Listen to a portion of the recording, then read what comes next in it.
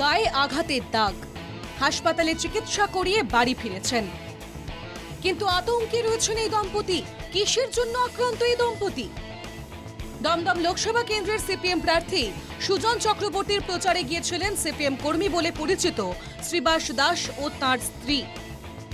বিলকান্দা 1 নম্বর পঞ্চায়েতের অন্তর্গত মহিষপোতা এলাকায় ওই মিছিলে যাওয়ার জন্য দম্পতিকে হুমকি দেওয়ার অভিযোগ স্থানীয় তৃণমূল নেতাদের বিরুদ্ধে। 25 জন ছেলে আসে প্রথম আমার বাড়িতে, এসে আমাকে জিজ্ঞাসা করে যে কালকে তোমরা প্রচারে বেরিয়েছিলে? তা বললাম হ্যাঁ, প্রচারে বেরিয়েছিলাম। বলছে আজকে বিকাল থেকে তোমাকে যেন রাস্তায় না দেখতে পাই। আমি বললাম কেন? বলছে না, তুমি অনেক বাড়াবাড়ি করছো, তোমাকে যেন রাস্তায় না দেখতে পাই, তাহলে তোমার প্রাণ সংশয় আছে। নাম জড়িয়েছে বিলকান্দা 1 নম্বর পঞ্চায়েতের উপপ্রধান তথা তৃণমূল নেতা প্রবীর দাস ও তাঁর দলবলের বিরুদ্ধে। যদিও সমস্ত অভিযোগ অস্বীকার করেছেন উপপ্রধান। সিপিএম আপনারা ঘুরে দেখবেন, গ্রামে সিপিএম দেয়াল লিখেছে, পোস্টার লাগিয়েছে, ফ্লেক্স লাগিয়েছে। যদি মনে হতো যে আমাদের দল বলবে, তাহলে তো প্রথম দিনই বলতে পারতো।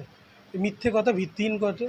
ওনারা প্রচারের আলোতে আসতে চায়, তাই মিডিয়ার সামনে কিছু হতো বলতে হবে, তাই বলেছে। এরকম কোনো ঘটনা ঘটেনি। অভিযুক্তদের নামে ঘোলা থানায় অভিযোগ দায়ের করেছেন আক্রান্ত দম্পতি। মিঠুন চক্রবর্তীর রিপোর্ট, ইনকেটিভি বাংলা।